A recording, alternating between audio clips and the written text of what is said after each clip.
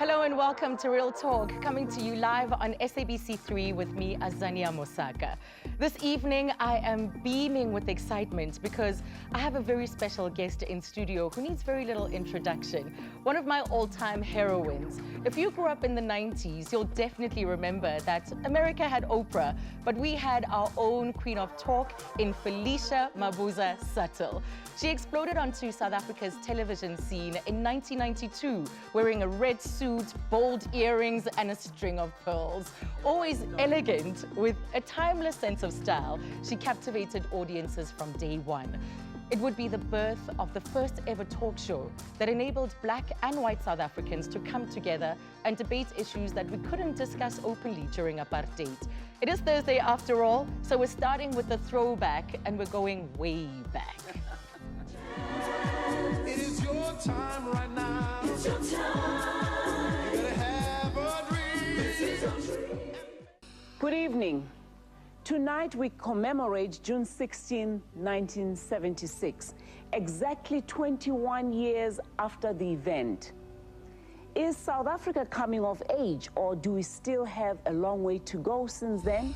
She says, they say when you were young, you were handsome, but that you are now old and ugly. So that's what some children think of me. They think I'm old and ugly. Mr. President, I think you're like red wine. You mature beautifully.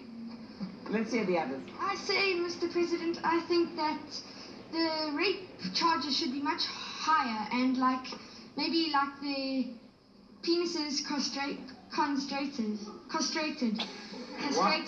Because then they could not rape any more people.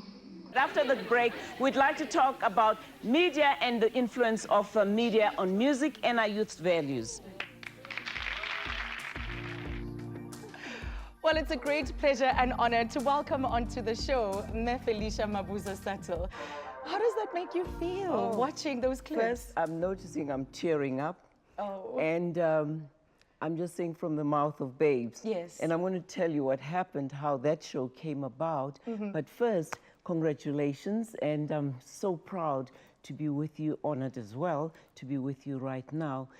Oh, Azania, I am tearing up. I'm not sure why. You know, people used to say you just cry easily. That is possibly true.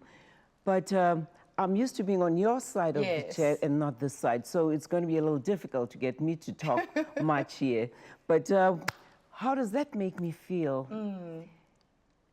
I remember when we wanted to interview Tata Mandela. I went to Mary, begged, etc. Said, hey, the studio audience, they don't know, they're going to ask questions that might make it difficult for Tata to answer. I said, the man is so charismatic. He can answer anything. And then I said, okay, let me try this one. I said, how about us bringing children into the studio? Then he said, yeah, no, that's much better. Yes. But I knew that the parents are going to tell the children what to ask, and the children are also going to say whatever they wanted. So that's what happened on that show. I remember one child said to me, I have a question. And I said, yes. He says, how old are you? And I said, tell your mom. None of her business. Because you knew it was coming from the adults. Well, yeah, but we had a lot of fun. But I think you touched on it so well when you talked about bringing Black and white South Africans together. I was listening to Nelson Mandela doing his tour in the United States, his visit to the United States. Throngs of people meeting him and hearing him, singing his praises. And when he said, all South Africans living abroad, I want you to come back home to serve. I'm sorry if I'm getting a little emotional. I said that, looked at my family, and I said to my husband, he's talking to me. I want to go back home and serve. Otherwise, I'm just working. Here in America, it's a paycheck. I'm not about a paycheck right now. I'm about serving.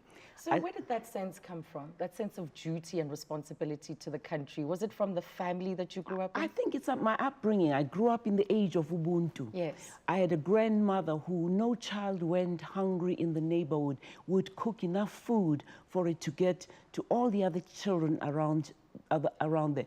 I was brought up under the Zenzele YWCA, auspice of the Zenzele YWCA. Those ladies taught us sense of Ubuntu. We are who we are through others, umuntu ngabanye, and we served that.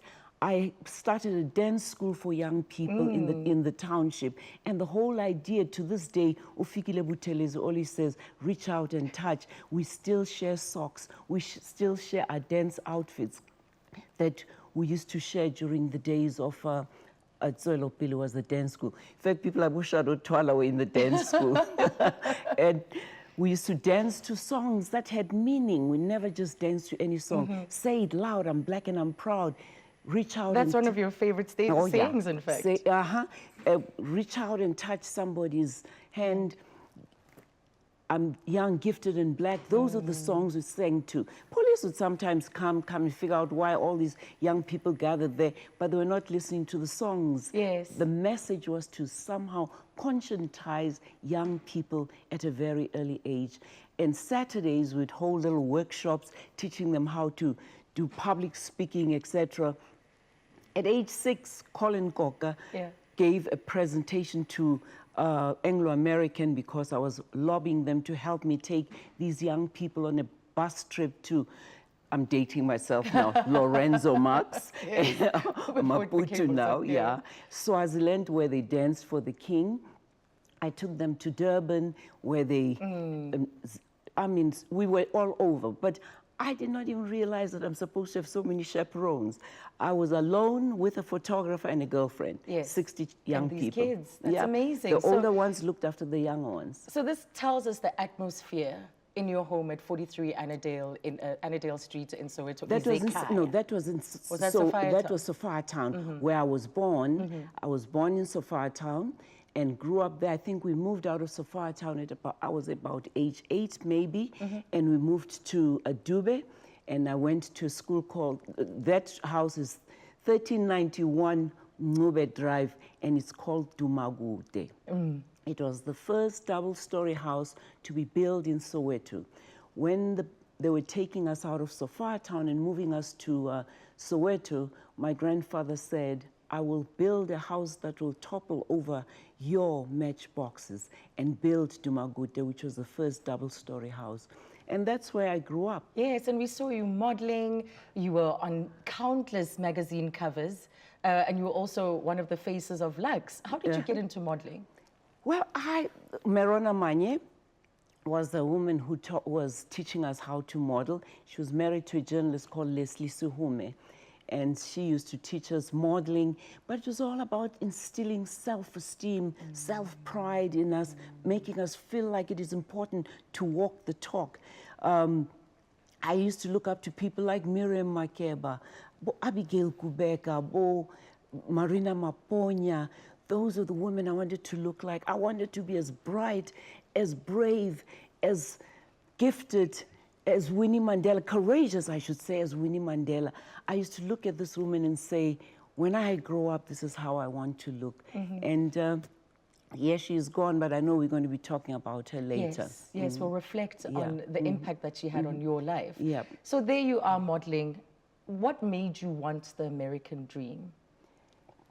Then, every little girl growing up in the township there saw that getting out of this is only to go to America. Come on, there were images of movies, Diana Ross, Aretha Franklin, you sing. And I thought I could sing then. Because you opened for a number of people. For Miriam Makeba, for instance, you had a stint where you were singing. Well, I did. And I was in a show called Volpone, Barney Simon's show, and another one called Black and Blue by Konyi Mabaso. Yes. David Peter was also in that show. And I was Liba. So one night Abigail would do the show, the other night I would do the show. So we're understudying each other. But the reason why I could not do the whole run, obviously I was not a showbiz girl. I was that time working as an X-ray technician. Talk about someone whose career's gone all over the place. Yes. Try it all. Something will ultimately come through. So when Abigail and I meet each other, we always say the beautiful Liba, because that's the show that we were understudying each other. So that's how I got into showbiz. But Miriam Makeba was my idol from childhood. I would open up this radio with a huge radio in Sofia Town, and I'll open up the radio and look inside the radio thinking that I'll find Miriam in that radio. That tells you how much I admired this woman. When I ultimately got to meet Miriam Makeba, I sang her songs that she used to sing before she left the country. Goodbye, Mother, Goodbye, Father, and To You, My Little Baby. That was the song she sang when she left. And we became friends. I called Miriam nearly every night, literally. And each time we call, she picks up the phone, we are singing to each other. But in you pursuing this dream of going to America, there were disappointments along the way. Hugh Masekela didn't return your calls. Percy Sledge didn't keep his word because he'd made a promise to try and help you get there. There were a lot of disappointments along the way. And that's what I'm trying to say to that little girl or boy growing up in the dusty, daring, dangerous streets of Soweto. Don't give up. Right. No one and nothing can stop you from realizing your dream. Continue, knock at those doors, and one door will ultimately open. The author of Chicken Soup of the Soul says, I think they went to over 1,000 doors were shut in their face, and they ultimately got one deal today. It is the #1 seller all over the world. So I say to little young girls and boys, don't give up. I remember my uncle is Eli Mabuza.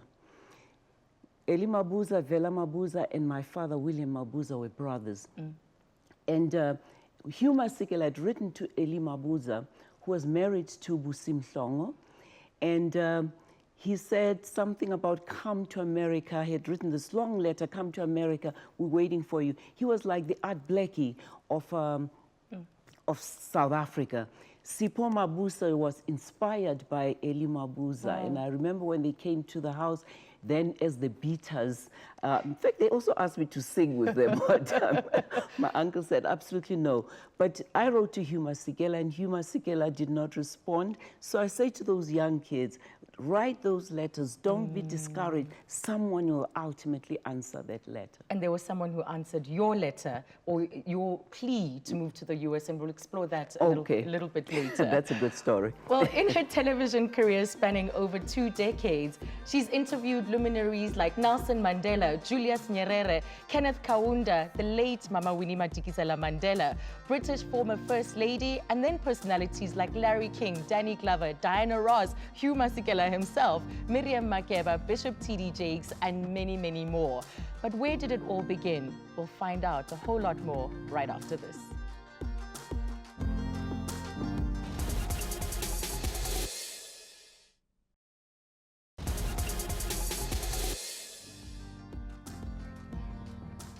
As a little girl growing up in Soweto, Felicia Mabuza-Suttle used to envy people who came to visit from overseas.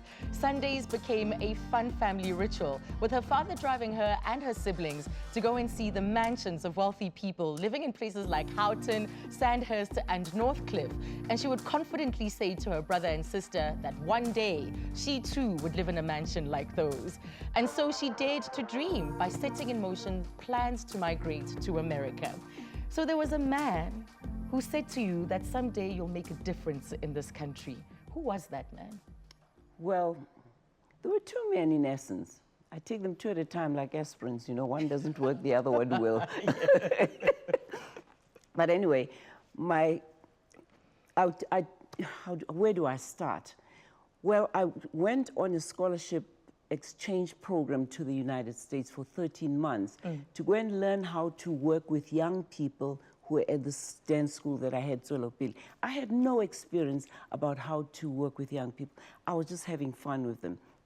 So they sent me to the US, and then at an international fair, this good-looking man comes to me because I went backstage where someone was teaching the kids African dance, and I'm saying, I'm teaching young people ballroom and Latin American. Let me go and talk to the people that were doing African dance and bring that back home. I wanted to bring something home. As I was in that room, this young man saw me, but he didn't say anything. He's very shy. And as I left, I got lost in the crowd. He came running out. He was not sure if I turned right or left. There were hordes and hordes of people. But he just used his instincts and turned right and bumped into me. I was wearing something, you know, those wigs that have the braids, yeah, Oh, yes. braids, yeah, that we used to just put on our heads. And then he found me and said, "Hey, are you from here?" I said, "No, I'm from South Africa." He says, "Well, you live in Minneapolis?" I said, "Yeah." He says, "Well, can you show us around?" I said, "I don't know this place." Long and short of it is, ultimately this man sends me one day, well, we talked one time about my dream, what I want to do, how I want to go back to school, how I see all these Americans come to the Maponya home, to my home, with these business cards that had all these alphabets. I did not even know what these alphabets were, but these people looked so important with these cards, and the cards looked so overwhelming. But anyway, this gentleman then one day sends a package, and I opened up this package as an air ticket, and I was accepted at Marquette University. I'd applied to about 3 universities, Columbia being one as well, University of Boston, and I could not believe my eyes, and he got me to go to Marquette University. But then he said, "I can only afford to pay for 1 semester. You're going to have to find a sponsor." Talk about creativity. Yes. That's what I'm trying to have young people listen to right now. You cannot just say, "I want, I want, I want." You have to prove it first somehow. Somebody wrote to me recently, and the letter just said, "I just want to tell you how much I admire you. I learned so much from you." And I was waiting for the line, "Ngicela, I want this." And I was quite shocked. But anyway, then I met a gentleman through Dr. Herbert Vilagazi. Yes. Who's late, may his soul rest in peace. He took us as South Africans to George Soros' house. And we sat there talking. I mean, it was a discussion, apartheid, our goals, why, what's happening, what we'd want to do. And I remember George saying to me, "I have a feeling that one day you're going to make a difference in your country." That is But that was it. And that was it. Then I was in school. My poor husband then became my husband, could not afford to pay for me throughout. Then he said, "You have to apply for scholarships." And then I turned to George. I said, "Hey," that's when I found out he was a billionaire. I did not even know what that meant. And then I said, "I need to go to school. I will need to finish off my schooling." He said, "Send me every letter that you've sent out applying for a scholarship program." Yes. They were this high, from Feb Stoke to Ford Foundation. I had applied like you've never applied. I took all those letters, sent it to him. He said, "Stop now and just concentrate on giving me A's and B's." And you did, And you I delivered. did, and I yes, delivered. because we can see how far you managed to get in your career because Yeah. you're so versatile. But you also got to meet interesting people. You got to meet Jesse Jackson. There was was with Maxine us Waters. yesterday. Yes, because he was in the country for Mama Winnie's funeral. Barbara Walters, Martin Luther King's widow, Coretta Scott King, and Oprah Winfrey herself. You even told her that your ambition is to have a show just like hers. I told her, I said, then she was not as big as she obviously is now. I said, "One day I am going to try and do what you're doing What with your was her people." reaction? Then she was very warm. I'm not going to lie. It was after a presentation. Later on, it changed a little bit. But anyway, it's understandable. The whole goal for me was to just use television to make an impact. But before that, they said talk show is an American concept. It is not an American concept. And we'll explore that, especially those early days when you started your talk show. It is an top level, African moving into it's an the African Felicia concept. Mabuza-Suttle. Yes, dialogue. I mean, And we my value thesis it. was exactly that. The Right. talk show is an African concept.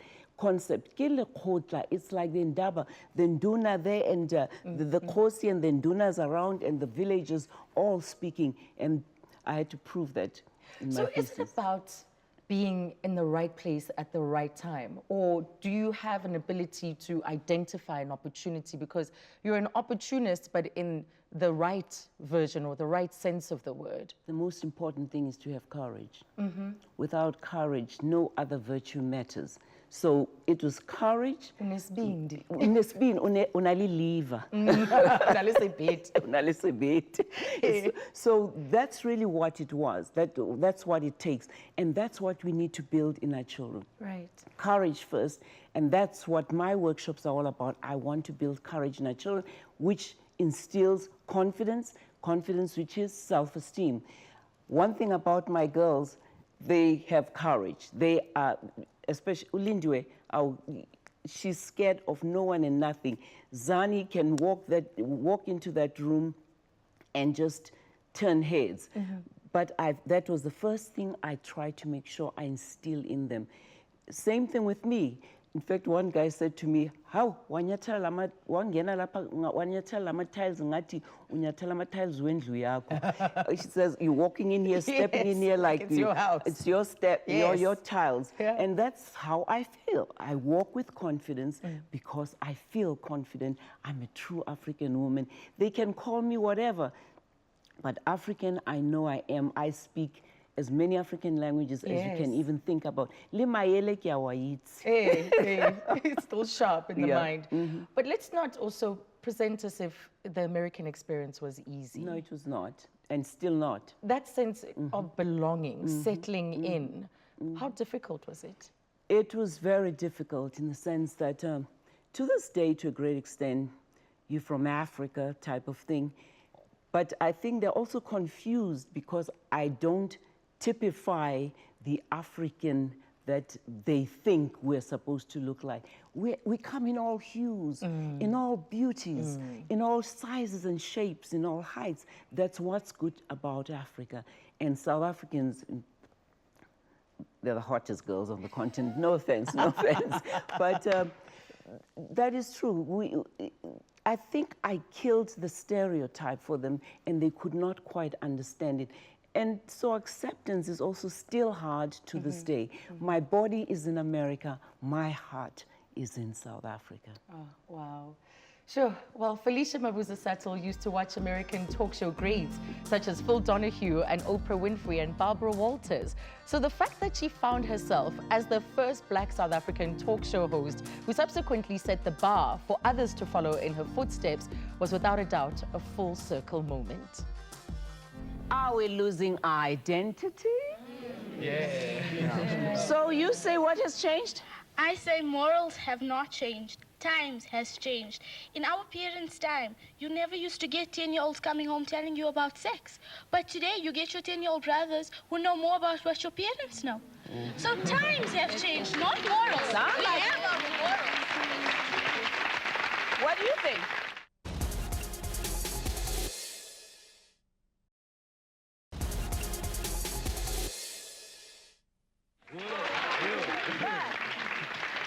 The music is vulgar. Ubabu Jole next door. Let me tell you what this means. Let me tell you. The song says, my father has an affair with the lady next door. The kids say, it is true, these things do happen. Oh, no. You guys, they say, Nijole next door. You have, are you really doing that? And your children are saying this? Next door. Let me hear. A truly versatile talk show host, from the serious to the very fun. Welcome back. I'm in conversation with South Africa's original queen of talk, Felicia Mabuza-Suttle. This incredible woman made history in the early 90s as the first Black woman hosting her own talk show, and personalities like Nolene Maholwana-Sangu, Carol Bauer, Paul Budiadie, myself included in fact, have this woman to thank for paving the way for us. Now, a lot of people followed in your footsteps, the Reedy Clubbies of this world, the Carol Bowers, the Shadow Twalas of this world. Wow. But you also say that you went down a very gravel road. Oh, what made it so bumpy? First, I wonder where all those young people are. I'd love them to just send me a tweet and just give me a shout out and just tell me what they're doing. At Felicia Mabuza, please send me a tweet and just let me know what's happening. But what was your question? That gravel road that you traveled and some of the challenges. In fact, I had to go back to some of the pieces that were written about you. And one of them was about how media buyers were reluctant to buy advertising on your show because people felt that you were opinionated, that Too it was too assertive, political. too aggressive, too American. All of that. In spite of all the, well, I think there was this thing, there's something about a strong woman in our society. We do not accept strong women. Yes, we are in a patriarchal society, but we are going to have to pull that chair to the board table ourselves. We are going to make sure that we bring in another sister to be at that table with us, because you cannot fight a war alone at that board table. We are going to have to start affirming each other, affirming ourselves more than anything else. So I think that was the gravel road I was talking about. Yes. I was alone at that time, fighting this road, this path, driving through that road.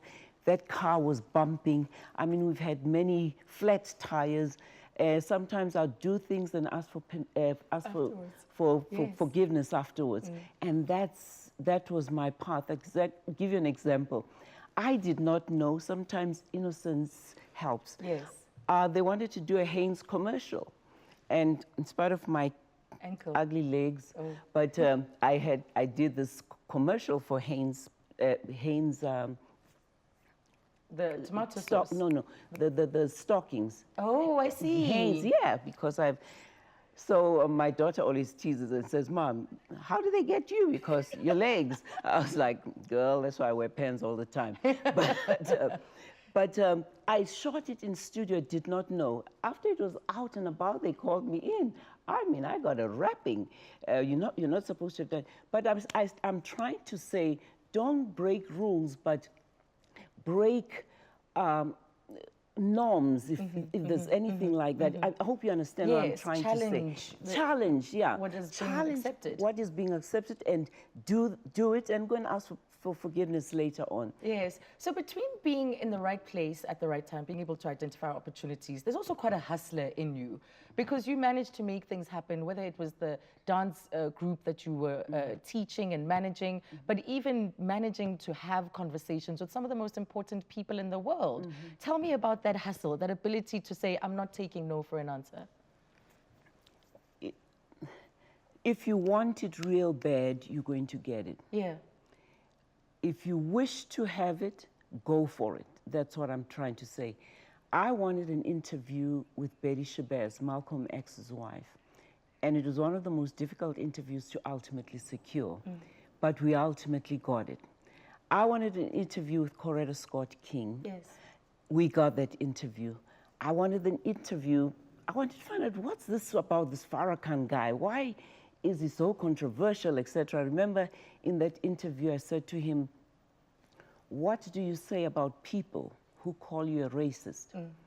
And he said, ha, ha, ha, started laughing, says, if a woman who loves a violin is called a violinist, and a man who loves his piano is called a pianist, a boy who loves his trumpet is called a trumpetist, whatever it's called. Yes, yes, yes. Then if a man who loves his race is called a racist, then yes, I am. Wow. I was not quite sure where to go with the interview from them. So there are times I got flustered, and thank God it was a tape show, unlike this one today. Lord, live, yes. I cannot mess up here. Right. So do you ever look back at your legacy and struggle to claim it? Because a lot of women have that imposter syndrome where we don't feel deserving of our success. Man, you're taking me to a woman who we just buried, who went through that. As that coffin went through all those streets, and I saw people lined up, the ordinary people, the great people of this country lined up saying thank you to her. And I said, if she could only open her eyes for a minute, Winnie Mandela, open your eyes just for a minute to see what the people are saying and how they're applauding you.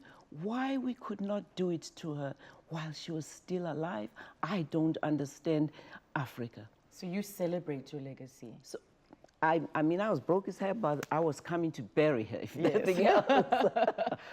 From your show, I want to take you back to an interview that you did. Like we said, we're doing throwbacks today. There's an interview that you did with Tracy Going.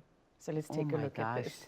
I just read nothing but positive motivational letters from my fans, people who really appreciate and know what I'm trying to do and understand it. I stay away from the skeptics and those with negative messages. I really do I do very well. Life is too short, Tracy, to allow yourself to have negative people around you. Well, Wendy Luhabe told me today, talking about that, she said, sorry, you're still, I'm getting too No, you excited can't. because Go I ahead. don't like negative people. I've even Yeah. given them a name, negaholics. I delete or block anything that is maliciously negative. I was sitting having coffee with Wendy this morning. Wendy said, no, use it as a teaching moment. Teach them. I said, there's some people you cannot teach, and you can find it in the tone of their social media. Social media should be about uplifting each other. It should be about affirming each other. It should be about the concept of sharing Ubuntu. Sis Winnie talked about that as well before she died. We need, I think maybe we need to start turning the camera away from ourselves as selfies and turn it more towards other people. It is about, somehow we've become a me, myself, and I society. We've become a society of negaholics. I know our past was bad. I know it was abnormal. It made us abnormal people. Me, when I hear negativity, I say, talk to the hand. And this is part of the unifier that you were through your talk show, and I want us to explore that when we come back from the break, because you did get us talking at a time when it was incredibly difficult for South Africans to find each other. I'd like to just hear from young people. How are you feeling race relations on campuses? I heard that when some of the black kids hang around with white kids, the black kids say, oh, you want to be white. And when it's vice versa, the white kids say, oh, you want to be black. So it looks like there is some tension still, even on campuses. Let's hear it.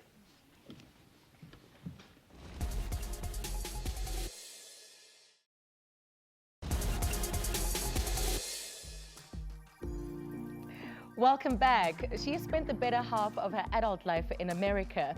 In over 30 years, she worked relentlessly from entry-level positions to management, being vice president, and then teaching at one of the most prestigious universities. All proof that everybody and anyone can make a success of their lives if they just dare to dream. If you've just tuned in, I'm in the company of businesswoman, author, motivational speaker, and philanthropist, the indomitable Felicia Mabuza-Suttle.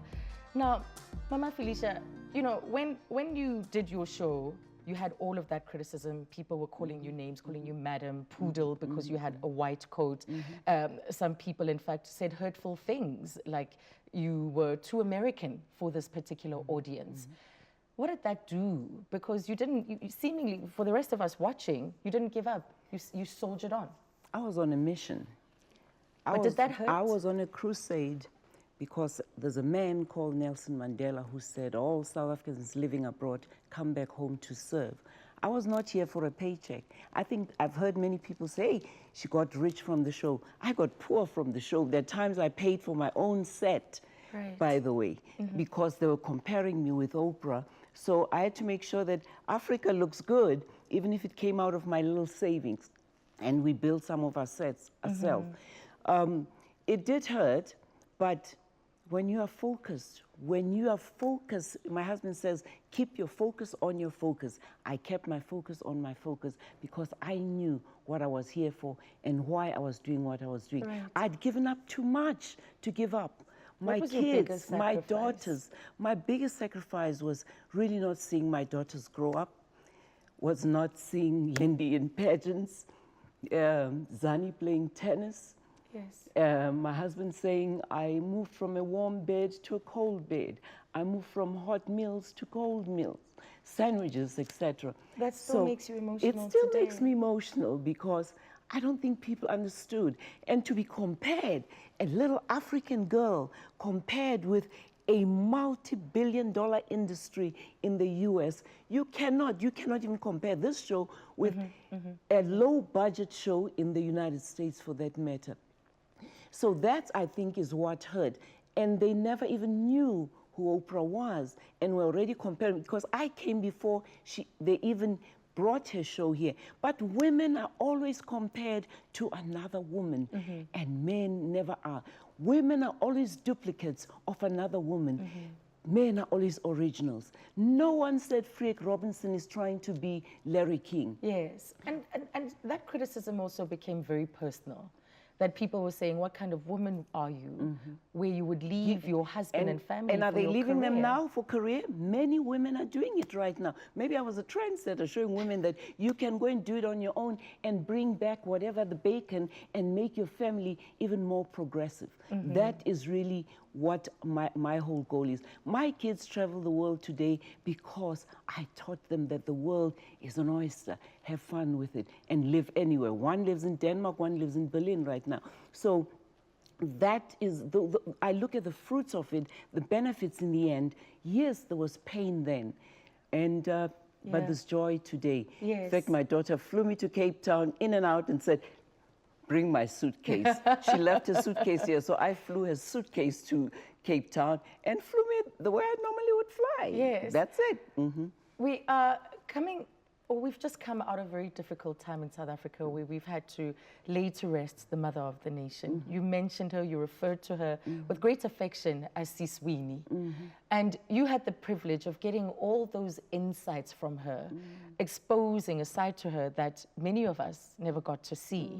So I want to take you back, and I know it's probably going to bring up and dredge up those emotions that we've all been managing to a conversation that you once had with her. So let's take a look at that interview between Mama Felicia Mabuza-Suttle and the late, great Winnie Madikizela-Mandela. This is your dream. We really appreciate you having a conversation with us. Thanks, Sweeney. What a honor, what a privilege. You know, I always call you and I say, one thing I do admire is your courage and your beauty. I have never really been that vain to acknowledge those sorts of things. I actually find that a bit embarrassing. Oh, well, we're going to be talking a little bit more about that. Yeah. But I want you to see this as a storytelling hour with your children, your grandchildren sitting in front of the fireplace, asking you questions. Grandma, tell us about the good old bad days, if there are any, if one wants to call them that. Who is Winnie? Many people don't really understand who is this charismatic, enigmatic woman. Who is Winnie? Just to get a sense of the life that she led. And she says that she was the most unmarried, married woman, that she never had that nucleus family, that family life of being able to take your children to school, the things that she was robbed. So are there aspects to her life that you relate to in some of the struggles you've waged? I don't even know if I can make a comparison because what she went through was just unexplainable. You cannot experience it, you cannot imagine it. She talks about how she'd be dragged out and her children hanging onto her dress screaming, "Mommy, don't go." She talks about how she'd sit in solitary confinement and were these ants. And to stay sane, she named those ants after her children and talked to those ants, where she was interrogated to a point where she ended up urinating blood. I'm in South Africa.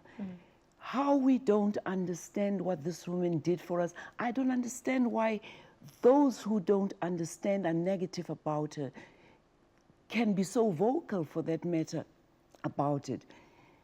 But she's gone to rest, but her soul, As they say, she didn't die, she didn't multiplied. die, she multiplied. multiplied. Ambassador Andrew Young said to me when I called him, I said, Winnie, the same day, in fact, he was walking into his office, I said, Winnie has passed away. He said, Winnie is not dead.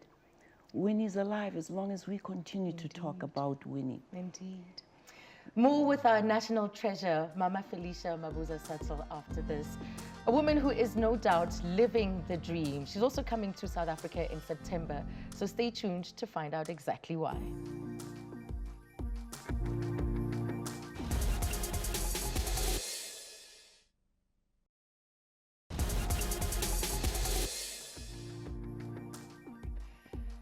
once done counseling the nation post our democratic birth through her TV show, she set her sights on business ventures. She had an eyewear range, then there was Back of the Moon, a restaurant encouraging all races to dine and dance together in true Felicia style.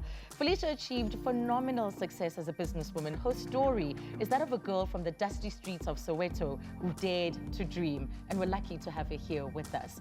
Now, you'll be coming back to South Africa in September. Tell me why. Well, you know, they say prophet is rarely or never honored in his own backyard. They're going to honor me in my own backyard, in Soweto for that matter. So thanks to Empower Works for honoring me. I'm looking forward to it. Last year, I think they honored Papa Maponya. Right.